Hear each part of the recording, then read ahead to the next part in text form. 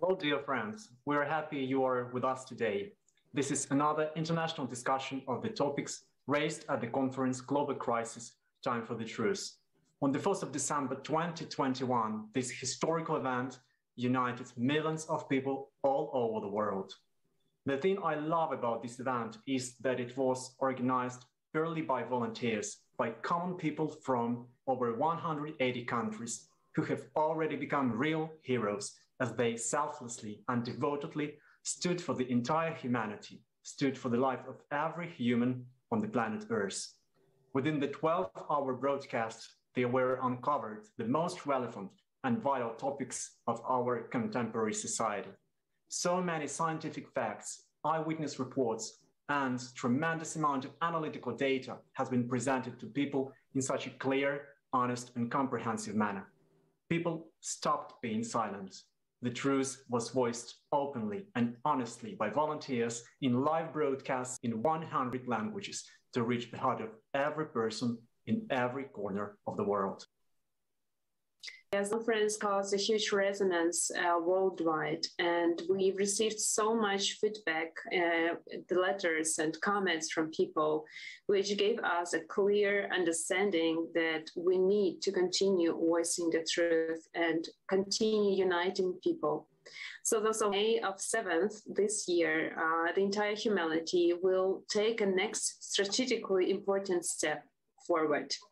We invite scientists, experts, and all people to participate in the conference, in the international forum, Global Crisis, We Are People, We Want to Live. And it will be held on the platform Creative Society Project. And to learn more about it, please visit the website creativesociety.com. Friends, we have two amazing guests today. So please let me introduce Xenia Rivat, reporting analyst from Netherlands, and RойStar SаундСик, recording artist, songwriter, and musician from the United States. Welcome, friends. Pleasure to have you here with us today. Welcome also from my side. Thank you for joining in this conversation today, and we are very happy to see you again.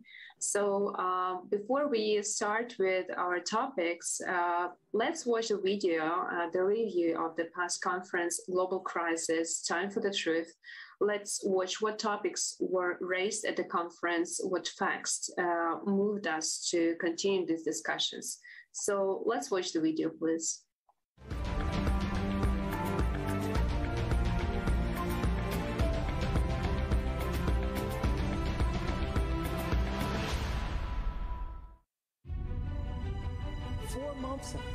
С момента проведения предыдущей конференции прошло 4 месяца. И за этот сравнительно небольшой период мы наблюдали, ускорилась прогрессия климатических изменений и усугубление экологии.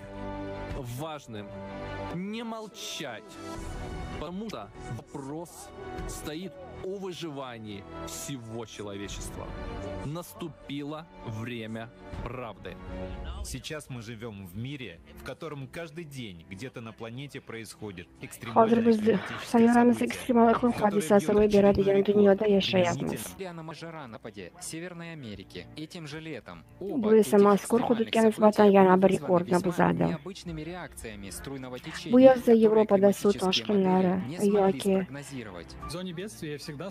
Шимали Америка гарбыдагы таби сыгылык. Харикал экстремал воқеа иқлим модельләре алдындан прогноз кылынмаган. Жет акымын жүдә галаты реакция. Мы должны понять, что мы один народ на одной планете, и мы должны вместе решать эти проблемы. Мы не можем возлагать это на наших лидеров, которые показали, что они не справляются с этой задачей. Лидеры считают себя лидерами своей страны. Их не заботит весь остальной мир. Сейчас проблема в том, что все отдали свою власть и они пытаются использовать ее, чтобы захватить контроль над всем, и они используют предлог антропогенного глобального потепления для того, чтобы попытаться удержать свое богатство и власть. Поэтому мы должны полностью отказаться от них и разоблачить это. Ular boyligi va hokimiyatni saqlab qolish uchun antropogen global o'sishning bahonasidan foydalanadilar. Shuning uchun biz ulardan butunlay voz kechishimiz kerak. iqlim haqidagi barcha CO2 xona gazlari chiqindilarini kamaytirishga olib keladi. Lekin muammo ancha keng deb o'ylayman. Iqlim o'zgarishining inson faoliyati bilan ham bog'liqligi keng tarqalgan.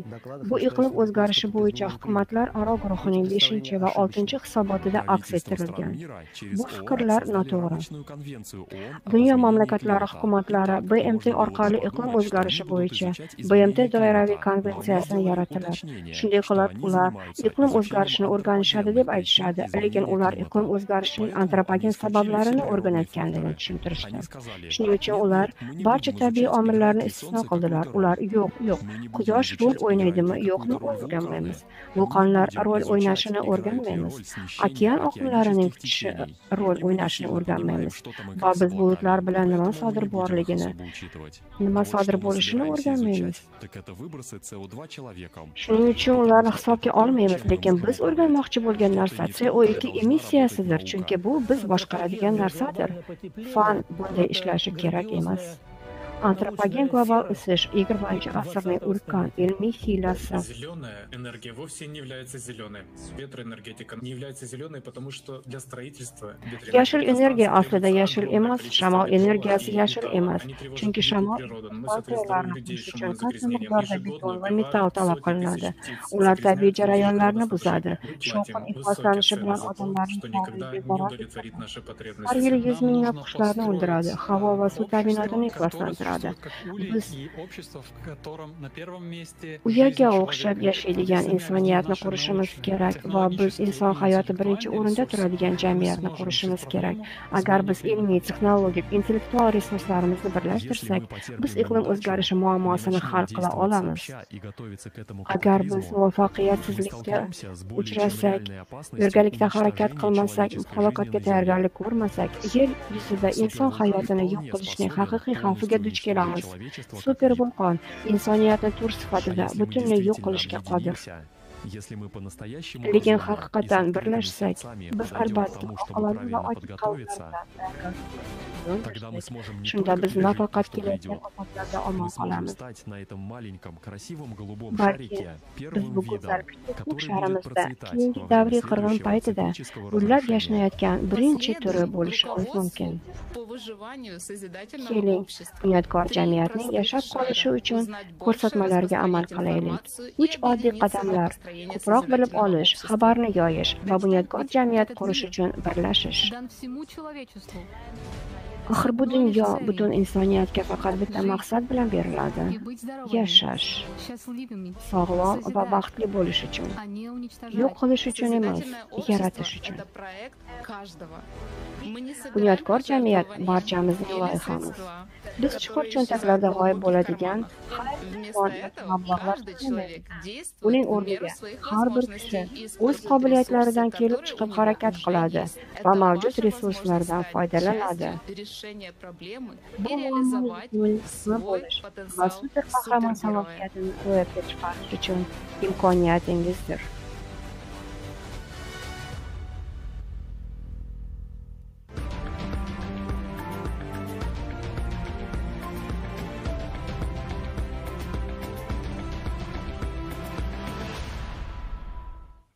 That was truly unprecedented event. And Ksenia, we know that you and your family, you take an active part in the creative side of the project. You are one of thousands of people who prepared the conference Global crisis. The question is, what drives you Global to be inqiroz, Ҳақиқат vaqti konferensiyasini tayyorlagan minglab odamlardan birisiz. Savol shundaki, sizni faol bo'lishga nima undaydi va nima uchun buni muhim deb o'ylaysiz? Rahmat hammaga savol. Bugungi davra suhbatiga taklif qilganingiz uchun katta rahmat. Turmush o'rtog'im bilan Bунёдкор jamiyat qurish loyihasida faol qatnashamiz. Bu bizning vaqt va e'tiborimizning asosiy sarmoyasi deb hisoblaymiz. Atrofga nazar tashlasangiz, iqlim o'zgarishi yuz bermoqda. Ba'zida esa iqlim o'zgarishi yoki halokatli lavhalar qayerdadir, olisda, boshqa bo'ladigan. Lekin bu masalan Irlandiyada yashayman. Bu yurishni mamlakatlarimizda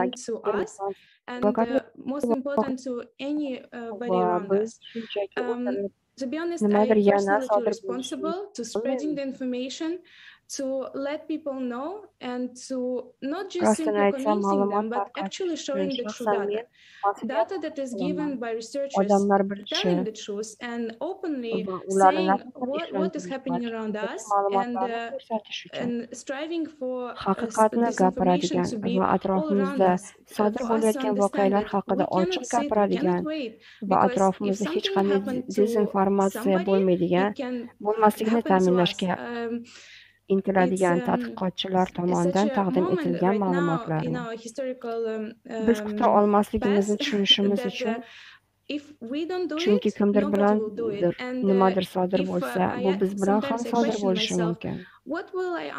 Hozir tarixiy o'tmishimizda shunday bir lahzaki, buni biz qilmasak hech kim qilmaydi. Va ba'zida men o'zimga savol beraman. Wonderful. It's a wonderful question because this is exactly what all parents across the globe ask themselves. So what condition, what society, what world we will leave behind for our children, for our family? And thank you very much for being part of this great human initiative. And Roy, I'd like to ask you also the question. We know that you and other volunteers prepared this song, Time for the Truth. That was an anthem of this conference. So what drove you to take part in it and to be active in the project? I was just really motivated by the current situation, everything that's going on in the world.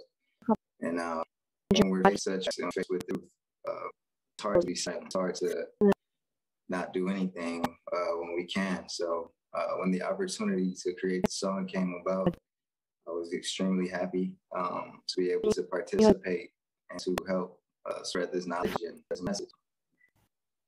Maybe you could say a few words. Why is it time for truth? So why truth? Because, you know, we live in a 21st century where there's so much information, but indeed, where is the truth? So many people are not informed, as we see today, what is really happening in our society, what is the real cause of climate disasters. So why is the time for truth today?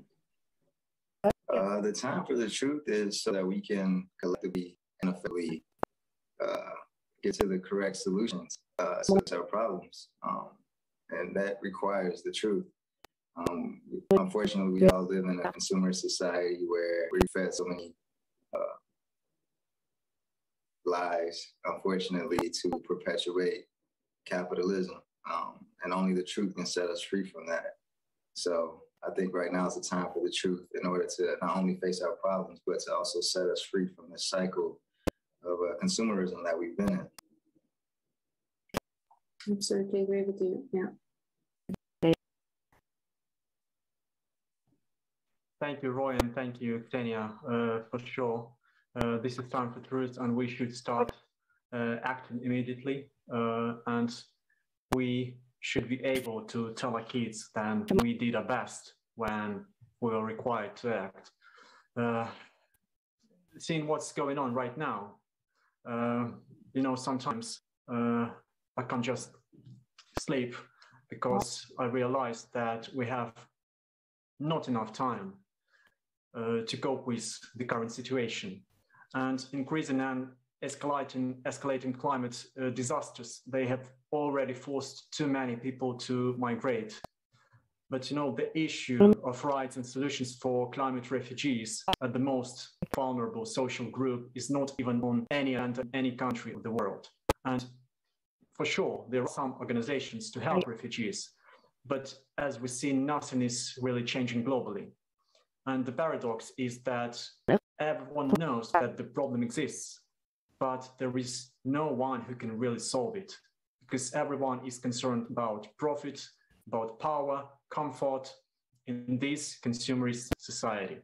So, you know, even many people, they still believe that the climate won't affect them, but we know that this is not the truth.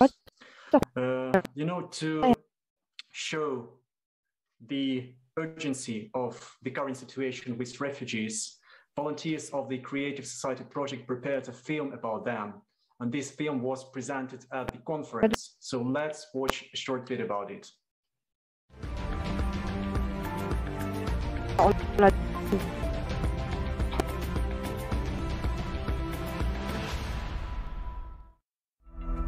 Почему такое нечеловеческое обращение с людьми происходит? Я задумался об этом и решил разобраться. Беженцы. Неожиданная правда. Вы не проведете и месяца без того, чтобы не подвергнуться нападениям на почве ксенофобии. Они говорят, что как иностранец ты крадешь их работу. Я потерял надежду жить в прекрасном обществе. Я не знаю, я потерял эту надежду, потому что я вижу, как убивают людей. Вижу, как в них стреляют прямо на моих глазах. Ребенка могут продавать множество раз. Я помню, однажды я столкнулась с историей одной девочки из Турции. Она была продана 17 раз. 17 раз.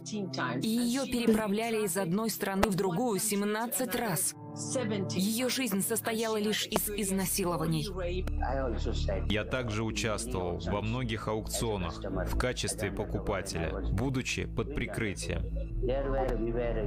И вот во время аукционов по запросу выставлялись 9-летние девочки, 10-летние девочки. И название лота было «Первый секс». Всякий раз, когда происходил аукцион, на торги привозили новых девочек, и их там выставляли. Кто сделает последнюю ставку, деньги, тот и будет использовать жертву всю ночь. С продаж частей тела, человеческих частей тела. Сколько детей перевозят в другие города и страны, где затем их проверяют против их воли, чтобы какие-то богатенькие ребята в разных частях света получили почку или другой орган. Мафия торговцев на черном рынке является частью всей этой экономики, которая правит миром. Поэтому, что бы там ни было, я понимаю и могу сказать, что есть другие возможности потратить деньги вместо того, чтобы строить стены, как мы сейчас это делаем в Европе. В нашем обществе жизнь человека не имеет никакой ценности. Как такое возможно? Что люди вместо помощи сталкиваются с насилием, агрессией, жестоким обращением, рабством. Это не миграционный кризис. Это кризис человечности. В существующей правовой базе у людей никогда не будет права просить защиты, потому что когда их спросят, из какой страны они прибыли, они ответят, что нет такой страны. У меня была страна под названием X, но эту страну сейчас затопило. Или у меня была деревня, но эта деревня полностью разрушена или исчезла. До сих пор, оказывается, нет действующих программ переселения беженцев. Столько лет работает ООН, столько лет работает комиссия по правам беженцев, столько гуманитарных организаций, НПО по всему миру действуют. Но программ действующих, каких-то принятых, установленных, как работать с этими беженцами, нет.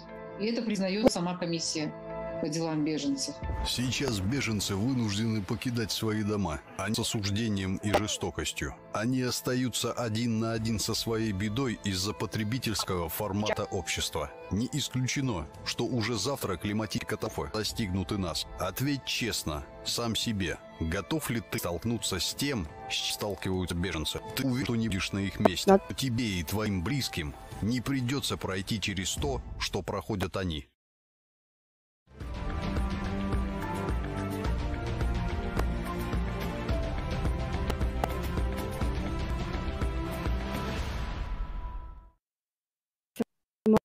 Yes, this is indeed an inconvenient truth, and everyone who watched the conference and this documentary were shocked what is really going on in our society and with our silent actually agreement with it.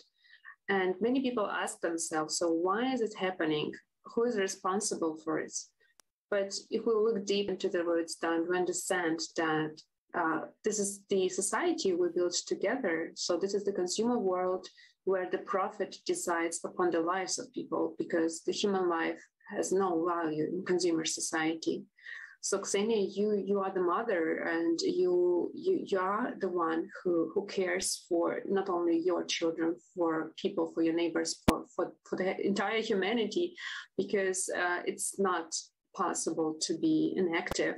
So why do you think it is today so urgent and important to change the whole format of the society, not to deal with the cause in little, on little aspects, but really to change the whole format? Thank you. Yes, it's painful to watch the truth, but let's continue. Today, we live in a society which there is violence, war, hunger, and poverty, and many people are preoccupied with the problems related to basic survival. And this is actually happening in the existing economic and political order, which is actually unable to provide us as human beings stability in our current society. Crises are happening in multiple levels all over the world, and we reach this climax. And I would say that such society that we live at the moment has no future. By consuming, we are destroying ourselves, our planet, and whether we like it or not, but by condemning ourselves and our children iste'mol qilish orqali biz o'zimizni, sayyoramizni yo'q qilyapmiz va xohlaymizmi yoki yo'qmi, lekin o'zimizni va farzandlarimizni ochlik va o'limga mahkum etib, biz buni qilish kerak emasligini, hozir qilayotgan ishimizni noto'g'ri deb ko'rsatamiz. Ammo tinchlik davrida qurolli to'qnashuvlardan ko'ra ko'proq odamlar jinoyat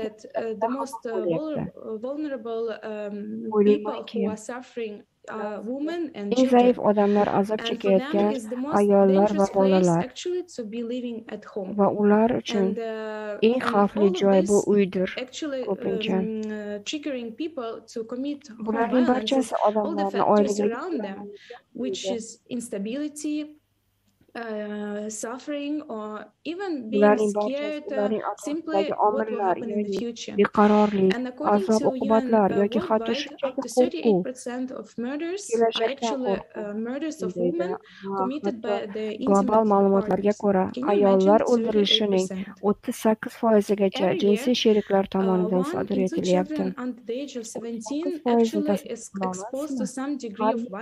17 yoshgacha bo'lgan har ikkinchi bola ma'lum darajada zo'ravonlikka duchor bo'ladi.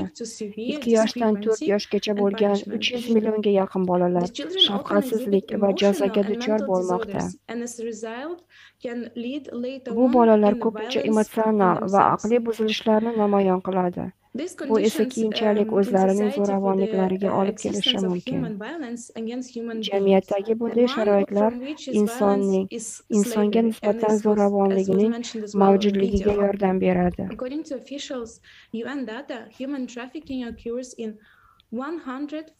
Zo'ravonlikning bir turi qullikdir va bu videoda ham aytib o'tildi. BMTning rasmiy ma'lumotlariga ko'ra, odam savdosi sodir bo'lyapti. Ular jinsiy yoki mehnat ekspluatatsiyasi, qurolli to'qnashuvlarda qatnashishda, ularni majburlash maqsadida sotiladi. Ular hatto organlar savdosi qurboniga aylanishgan. Bolalar mehnati ham jamiyatimizda hal etilmagan muammo bo'lib, UNICEF 2020-yil ma'lumotlariga ko'ra, taxminan yoki har 10-chi bola mehnatga jalb qilingan. Bolalar arzon ish kuchi sifatida foydalaniladi va ular omon qolish uchun ishlaydi. Bolalar fermalarga, plantatsiyalarga, ko'pincha hayot va sog'liq uchun xavf tug'diradigan sharoitlarda ishlashga majbur. 2021-yil iyun holatiga ko'ra, 72 bolalar mehnati yoki majburiy mehnatdan foydalanadigan holda 150 dan ortiq mahsulot ishlab chiqarilmoqda. Barcha bosqichlarida ishlaydi. Beninda paxta chigitini ishlab chiqaradi, O'zbekistonda paxta terishadi, chiqaradi. Hindistonda ip kalava ishlab chiqaradi. Bangladeshda fabrikalarga kiyim yig'adi. Jamiyatning iste'mol formatida inson munosabatlari ustunlik va resurslar uchun raqobatga asoslanadi va odamlar insonlar arzon resursga aylandi. Resurslar va foyda uchun kurashda biz insoniylikni yo'qotishimiz mumkin. Iste'mol jamiyatida har qanday ishlab chiqarishning maqsadi har qanday xarajatlardan qat'iy nazar foydani oshirishdan iborat. Bizni doimo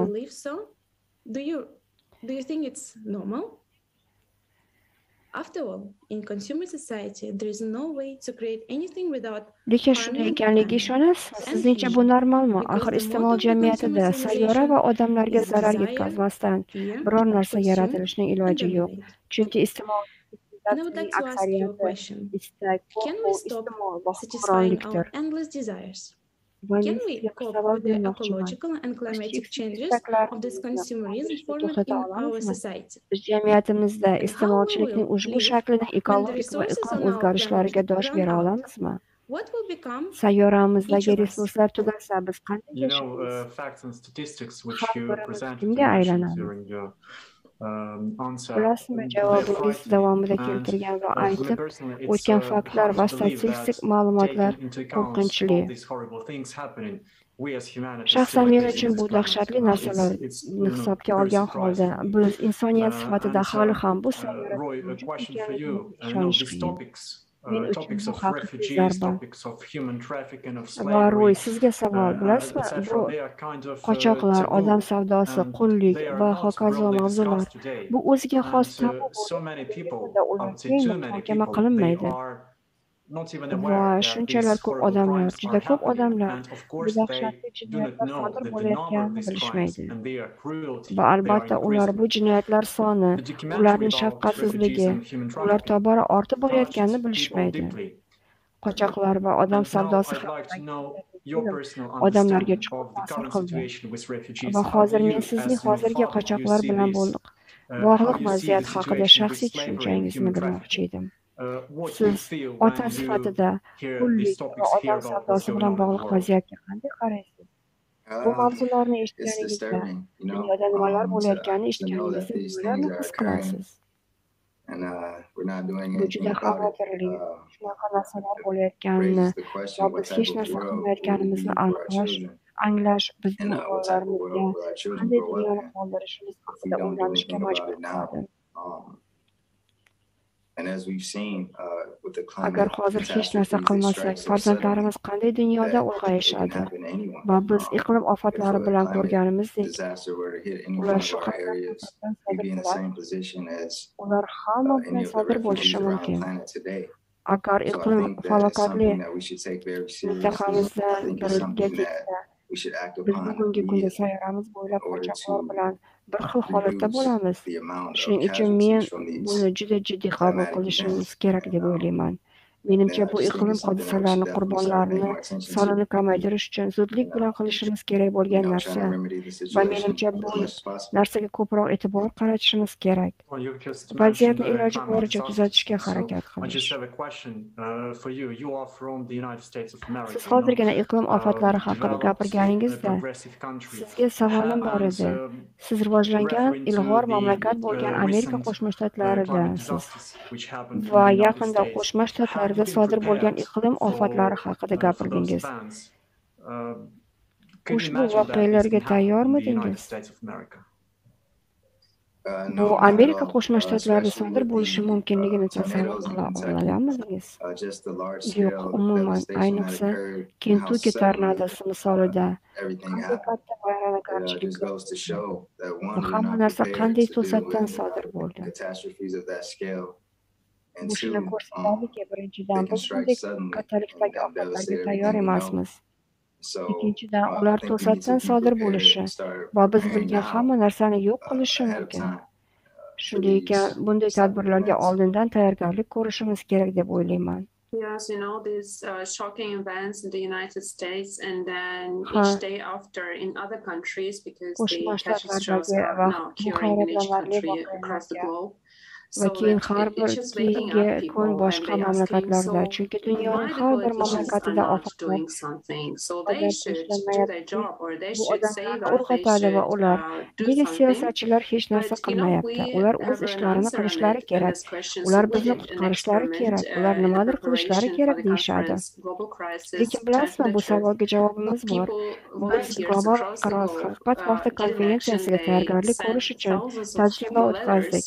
Butun dunyo bo'ylab odamlar ko'ngilli aksiya o'tkazdilar. Ular rahbarlar, siyosatchilar, BMT, Jahon sog'liqni saqlash tashkiloti kabi yirik tashkilotlar rahbarlariga minglab maktublar yuborishdi. Va albatta biz mashhurlarni taklif qildik. Ularga hamma qaraydi. Ya'ni biz sevadigan odamlardir. Biz ularni olqishlaymiz. Barchamizni birlashtiradigan umid qilamiz. Axir ularni millionlab odamlar kuzatib boradi. Bizni e'tiborsiz qoldirib, hech kim bizning kelajagimiz, hatto o'z kelajagi qayg'urmasligimizni anglab yetdik. Shunday qilib biz dahshatli haqiqat va biz tajribadan o'rgandik. Biz haqiqatan ham bu odamlarga ishonishimiz kerak emasligini angladik. Shunday ekan, kelajagimiz o'z qo'limizda va faqat birgalikda biz yechim topib ilgari bo'lgan va hozirda ro'y berayotgan muammolardan o'tishimiz mumkin. Keling, bu tajriba haqida videoni tomosha qilaylik.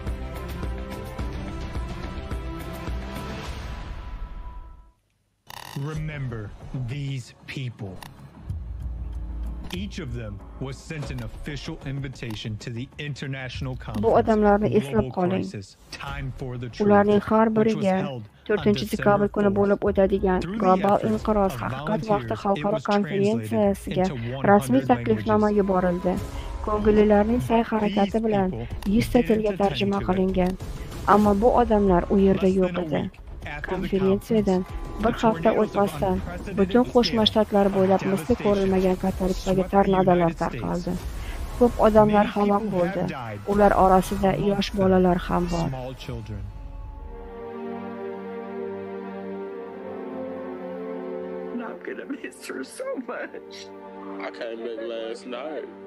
Ey Xudo, men uni juda sog'indim. Kechqurun qaytib keldim. Keyin shunday qichqirdimki, bugun ko'p odamlar o'z yaqinlarini yo'qotdilar. Men yaxshiman.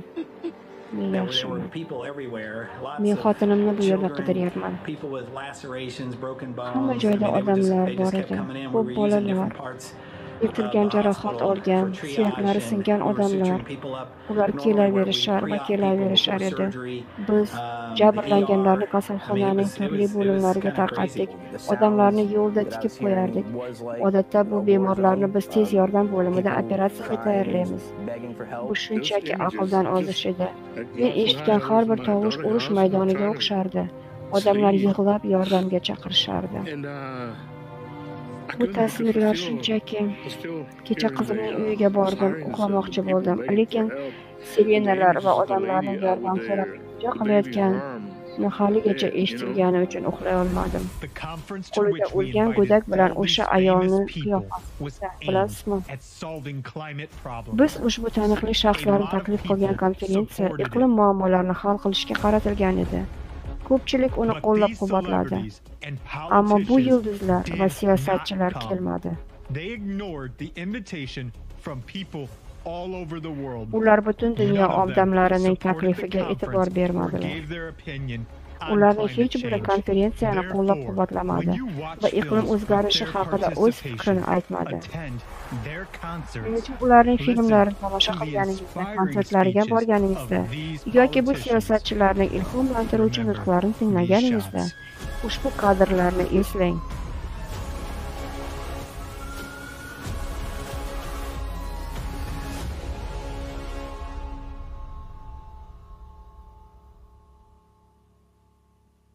It affects everyone.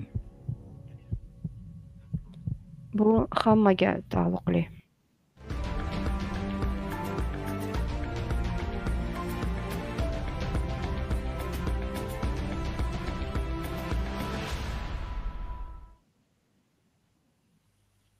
It's obvious that the climate doesn't care how famous you are.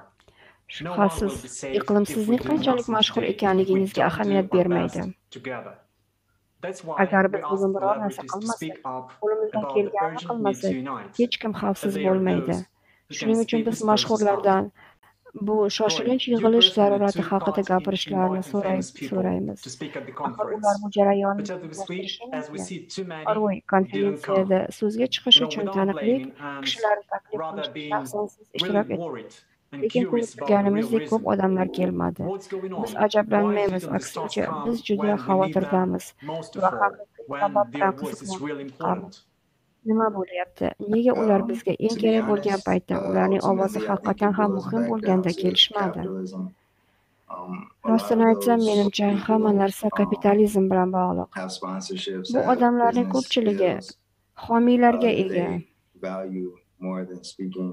Ular haqiqatni gapirishdan ko'ra ko'proq qadrlaydigan biznes bitimlarga ega.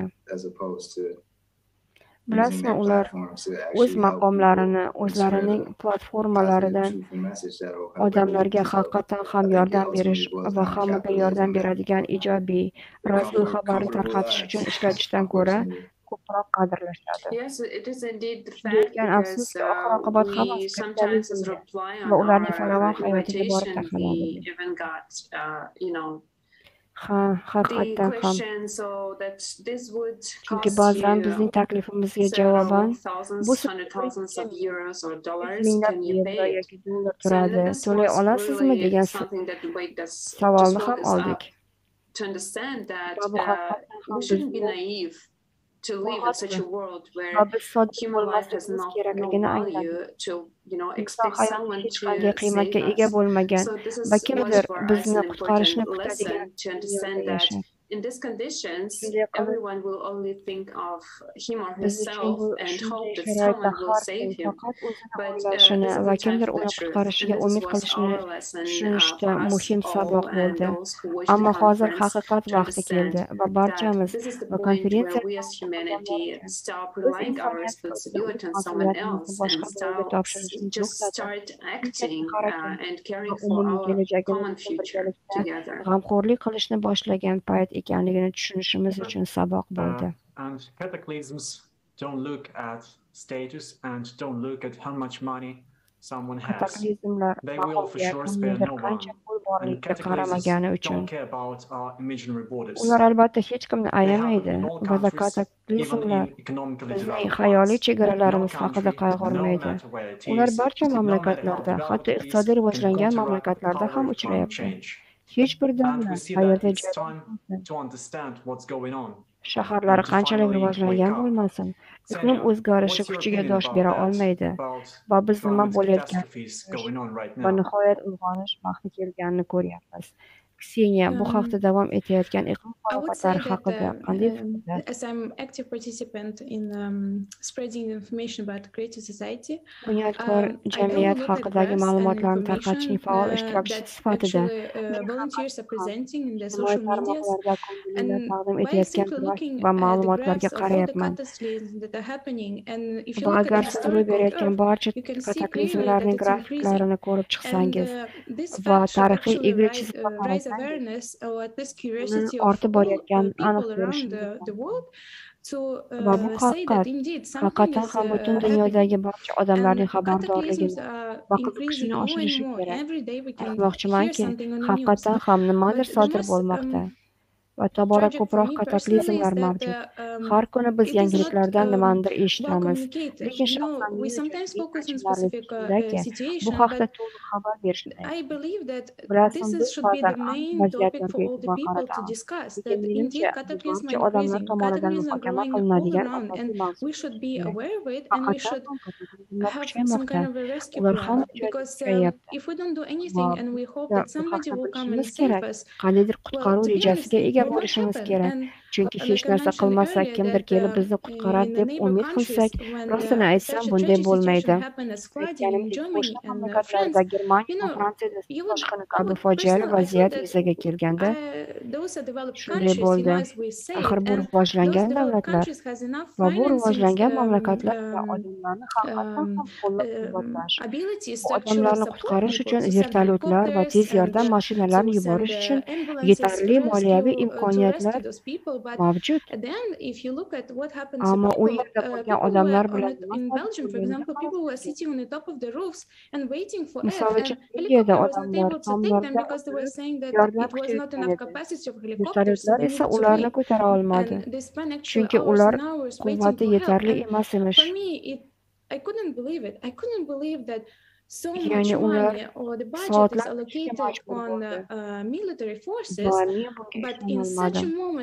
qurolli kuchlarga byudjetdan shuncha mablag' ajratiladi, lekin odamlar yordamga muhtoj bo'lgan bir paytda qanday qilib, nega yordam yo'q?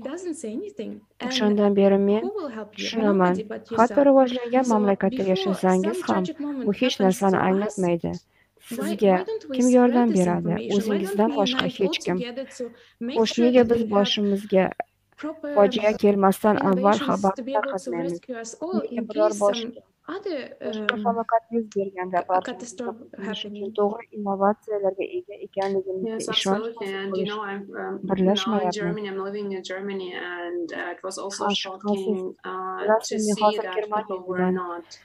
Germaniyada yashayapman va odamlarning tayyor emasligi meni hayratda qoldirdi.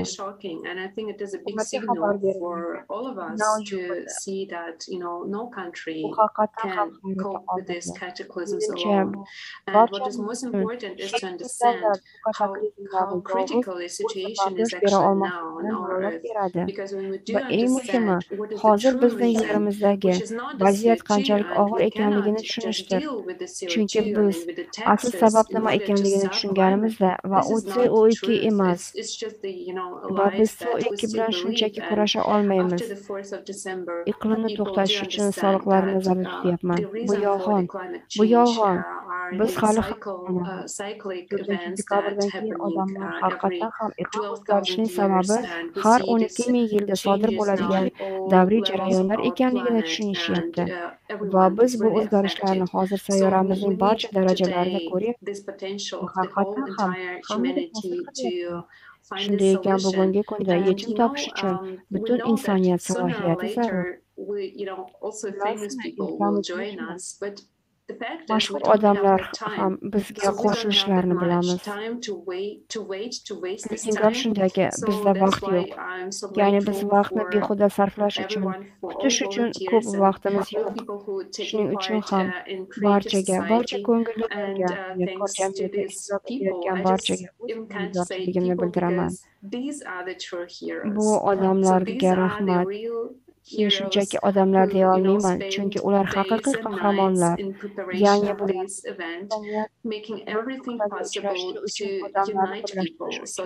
barcha imkoniyatlarni ishga solib, kecha-yu kunduz ushbu voqeaga tayyorgarlik ko'rgan haqiqiy qahramonlardir.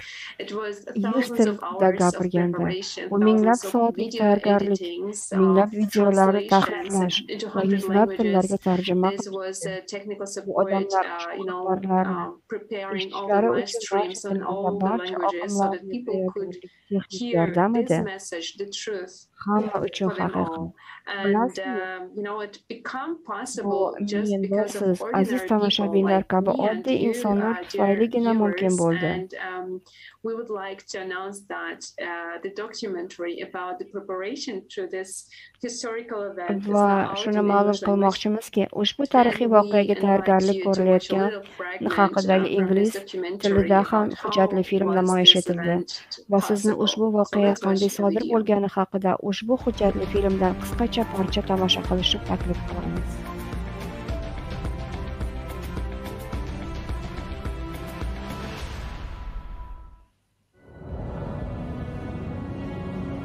Вы встречали настоящих героев? Siz haqiqiy qahramonlarni uchratganmisiz? Ehtimol siz birinchi navbatda Gollivud filmlaridagi super qahramonlar haqida o'ylaysiz. Qahramonlar bilan real hayotda uchrashganmisiz? Haqiqiy qahramonlar bizning oramizda. Faqat ularning super quroli ochiq yurak, odamlarga xizmat qilish, sayyoradagi har bir insonga yordam berish istagi va haqiqatni butun dunyoga aytish uchun jasoratdir.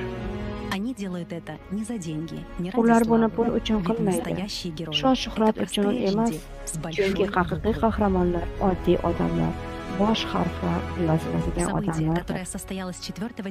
2021 объединила тысячи таких людей по всему миру. Всемирная конференция «Глобальный кризис. Global инқироз, ҳақиқат вақти butun jahon konferensiyasi yer yuzidagi har bir insonning каждого человека на земле. Эфир длился 12 часов, за которыми стоит 12 soat davom etdi. Uning ortida butun десятка команд и тысячи людей-героев со всего мира. 3000 soatlik mashaqqatli mehnati bor. Кто-то говорил, что это невозможно реализовать. Kimdir buni amalga oshirish mumkin emasligini aytgandi, ammo biz buni siz bilan qildik, do'stlar. Demak, biz hammamiz harakat qiladigan eng muhim narsani, dunyoni yaxshi tomonga ҳақиқат jamiyatni hayotga tatbiq etishni amalga oshira olamiz. Jarayonda sahna oldida qolgan videolarning eng kichik qismini ko'rsatamiz.